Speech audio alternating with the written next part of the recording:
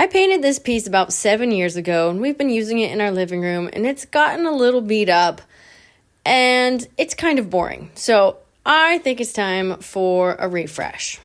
My name is Sarah, and I like to take things that are ugly and beat up or pulled out of the trash and make them beautiful again. Welcome to my channel.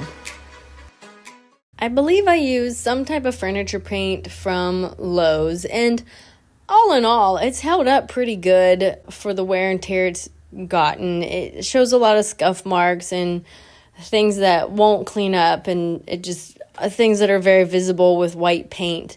But the paint held pretty well.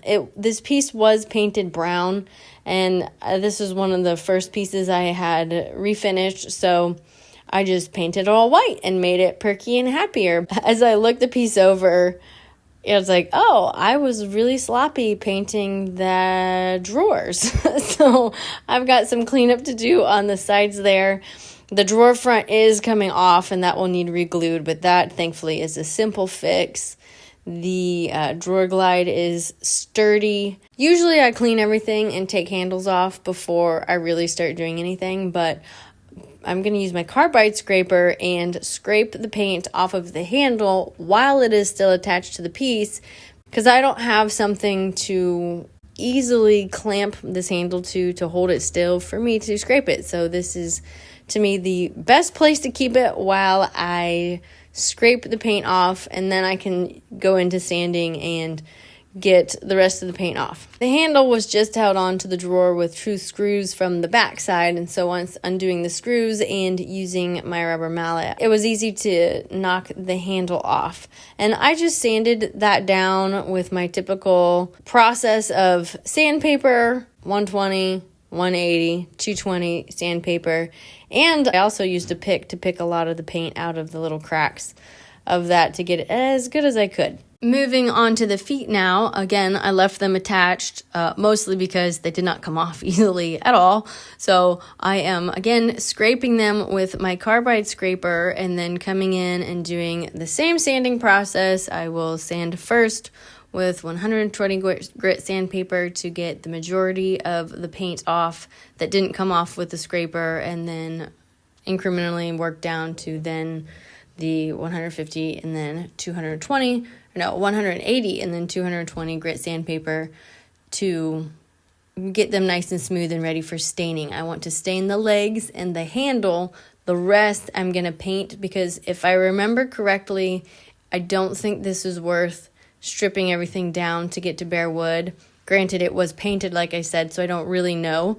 But I also despise stripping paint off of things. So this will get painted, and I don't mind doing a little bit of stripping paint with the sander and carbide scraper. Just like the drawers needing a little cleaning up, the bottom side of this also needs a little cleaning up, where I was a little sloppy when I painted this the first time. But again, when you're new at doing things, there's just so much to learn. So no shame on everyone who's learning and makes mistakes, or even has done this for a little while like me and still makes mistakes, as you will see later on in the video. Normally when a drawer is coming apart like this, I like to take the entire panel off and re-glue both sides, but I could not get the backside of it to come apart. It was solid, so I was able to just pull apart the front part and put enough glue in there to then clamp it and glue that back together nice and tight, so it should hold. It didn't look perfect, but on older pieces, they don't.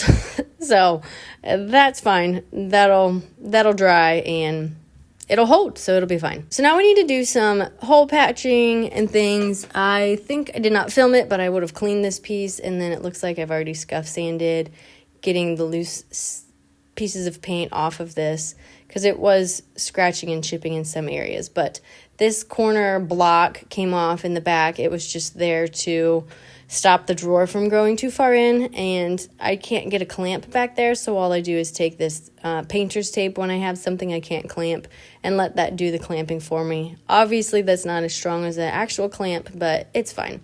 This little itty bitty tiny piece came off of the bottom, and I probably could have left it off and it would have been fine, but for whatever reason I decided it needed fixed and put back on. that it was a better piece with that little piece on here. So again, the same with the glue and the painter's tape. I clamped that on. There was like a decorative piece on the top edge of this that would have probably looked like wood or something, but there was a gap. So I'm using all this wood filler to try to make it smooth and streamlined. I want to paint this a dark color, and dark colors I feel like show a lot of imperfections, whereas the white I feel like hides. So I am a little extra careful with this piece to try to really cover dings and nicks and make things smooth. And once that's sat and dried, which my putty's old, so it takes like a day or two to dry, and then I'm coming in with a 220 grit sandpaper and sanding everything smooth. And I find that this is a process for me these days. It's like, oh, now I need to patch other spots. And once that stuff dried and I sanded it, it's like, oh, look, this edge is coming off and I need to glue it back on. So I need to get one of those syringes for glue, but I just use a little sewing needle and my glue and just work it down into the cracks when I have a small space like this. And once I feel like I get the glue down in well enough, I then, again, for something like this, I'm going to clamp it with the tape to hold that down. So once it dried, hard to tell, but it's not bubbling up anymore. So it worked, and now I just need to cover up the flaws with some more filler. So once I have everything patched, I need to seal the raw areas. So the areas with filler and exposed wood. Because it's already painted, I don't need to prime the whole thing. So I just took this shellac and sealed up all of the areas that are exposed. For the wood parts, I am staining with pre-stain first. I have decided that I think stained does look nicer when I use this, so I've been using this every time, which is new for me this year. And I pre-stained the handle and all 4 feet. And that is supposed to sit for up to 15 minutes, and then you wipe off the excess, which I did, and then I'm using my Valspar Early American stain for the pieces. I really like the stain. I've seen a lot of people use Early American. This Varathane stain is different from the Minwax just because it has the pre-stain in it, which obviously I didn't really need because I just pre-stained it, but I do feel like it works better if I pre-stain it. And for some reason, this is a darker brown than the Minwax Early American brown, and I really like it. And again, on a stain, I'm just staining it 1 coat, but once it sits for a little bit, you just wipe off the excess and then let it completely dry. And then once it's dry, we're ready for your polyacrylic top coat, which I prefer the paint on as it is water-based and supposedly will not yellow over time. I guess I can tell you in 20 years from experience this is accurate or not, but as of now, I'm going with what they say. So I just gently put this on, and I try to mitigate bubbles and drips and just make sure it's a nice clear coat. The first coat always soaks in a lot than the other coats, so this one at the end is going to be very rough, and there's usually a little more sanding that's needed once it's dry, which takes at least 2 hours. And I'm coming in with just a 220 grit sandpaper. And I use my eyes and I use my hands to figure out if an area is smooth or not. If it feels like I've got all the bumps out, then I am satisfied. And when it's wiped clean, you're ready for coats 2, 3. Sometimes 3 coats is enough. Sometimes I need more. So I just kind of go with how I feel it's looking and if I feel good. Sometimes I'll get to the 3rd coat and it just doesn't, I don't know, it's not solid looking, or there's some areas that look weak, and I'll go ahead and do a 4th coat or a 5th. So start with 3 and go from there if you're using this. It's time to paint, and I was so excited to paint. Now this paint is a little interesting. I had a can of paint. Do you see the gray in the background? That is this furniture paint that I got on the Mist Tint rack at Lowe's. And while the gray is fine, it's not really that great of a color. I'm like, I don't like this gray. So I took it in and said, can we tint this to get it to a darker blue? And the guy had to call, I think it was Valspar is the company the paint's from. And he had to call and figure out how to do that because he's like, I've never had anyone ask. And they tinted it darker. We did 2 rounds of a dark blue. and it gave me this color, and I really liked it. I really struggled with getting this to dry. It was damp outside, and that is a hit against dry time majorly. It was also cooler out. As you can see, I'm wearing a hoodie. And then I looked it up, and darker paints tend to take longer to dry anyway. And so when we added double or triple the tint of what the can originally had, I think I set myself up for really long dry times. It looked like online you can buy additive to add to paint to help it harden faster, but I've never tried that and I didn't fully look into it. So I probably should have done that or given this like a month or two to sit in my house and dry. I'm looking through some cardstock that I have because I want to do a bold background. I've never done something like this, and that peel and stick wallpapery drawer liner stuff from Walmart I think is garbage. I have some. It wouldn't have matched the style anyway, but I want to do Mod Podge, and I have not done that, but I'm looking at which one I think I want to go with. So once the coat of paint was set, mostly, I did come through and do light sanding on it just to get any drips, because actually there were some drips from before that you couldn't see when it was painted white, because white hides a lot more than dark, surprisingly. But I sanded down what I could and gave everything a second coat. I did have to come in with a tiny brush and do some cracks in the back because it just did not get the white, and it just looked unfinished. So I came in and touched it up a little bit. Here's the paper that I chose. I went with this floral pattern. I thought it was just a bold statement, but a little pop of color. So I'm just bending it to the shape it needs to be, and then I'm cutting it with a paper cutter. Super simple. It's been a long time, and/or I have never Mod Podged on furniture. Just put the glue down, the Mod Podge down, and put the paper in. I matched up the pattern as best I could. It wasn't a perfect match, but it's pretty stinking good. Used my handy dandy Pampered Chef scraper to get the bubbles out, which actually this was way easier than that peel and stick paper. Way easier. Love this way better. Way better. 100 times better. Easier to use, easier to do. I will do this before I will use that peel and stick paper anytime if I can.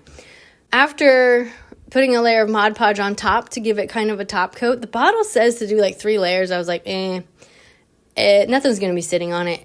I just did 1. And then I just came in with a paper towel and wiped off the excess and made sure all the bubbles were out and just made it look nice. And I was shocked at how easy this was. I was prepared for a headache, and this was surprisingly easy. So at this point, I think everything's dry. I'm doing the Howard Feed and Wax to spruce up the drawers and just give it a fresh drink. Putting on the handle. I'm thinking this is done. I'm going to set this, stage this. We're going to do the final filming. This is done.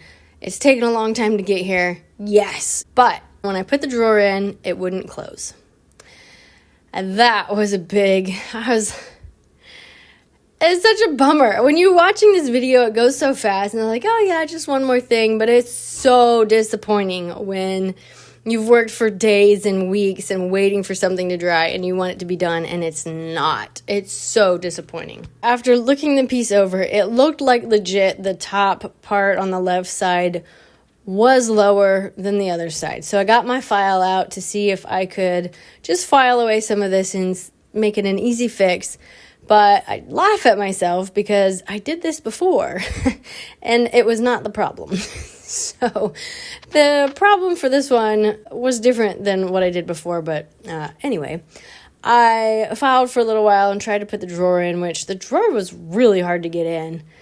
And it didn't fix it. And after doing that for a while, I decided I just need to sand the top of the drawer down and go again and do a little bit of repainting. So took the handle off so that doesn't get beat up or messed up. Took 120 grit sandpaper and just sanded off the edge part and sanded it down. Not just sanded the paint off, but sanded it down so that would hopefully fit better. I tested it. Okay, it's still hitting.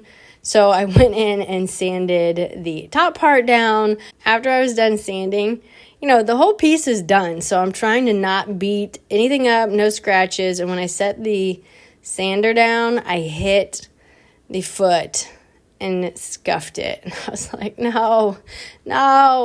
It's so disappointing to have to redo what you've done. So there's the nick. I will patch that simply. So tested the drawer out, and once I was satisfied that it would go in again, we're ready to go back and paint. However, by sanding it, the veneer that is on the front of the drawer was coming apart, which the paint was holding on, and so then I had to take some more time for more patching. So that set the project back a little bit, but get that taped up just like all my other things and let that dry. And then I came in and I touched up with a little bit of stain, that scuffed area, and then when it was dry, I came and did a little poly on it, and I was like, it's the back leg, it's underneath, it's not going to be noticeable, it'll be fine. Because I got this sanded down to bare wood and I don't want to spray that shellac on everything else, I'm going in with a little bit of primer so that the paint adheres pretty well, and I primed the underside where I sanded on the base of it as well.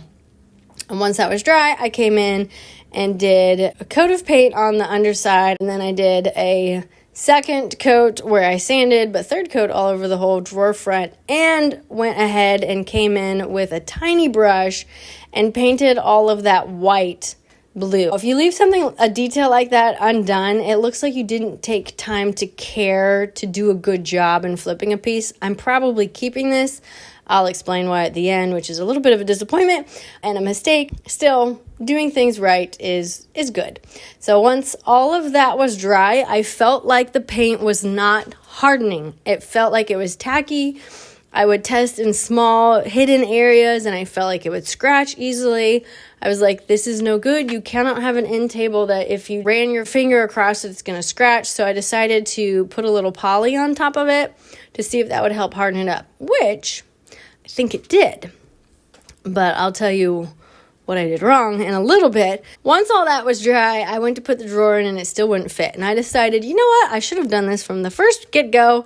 And I sanded the bottom side of the drawer where nothing was painted, because that seemed to be where it was. The drawer was too big for the space, which maybe the wood swelled over time. Maybe it was always tight. We didn't really use the drawer much, and I feel like it was always a pain in the butt when I had it painted white. So I was trying to make this nicer to use. And also there's this guard on the bottom, like on the top, that the back of the drawer kept hitting. So I sanded that down and it, put a little divot in the back of the drawer so that it would slide in. So once I worked all that out, I was like, all right, now the piece is done.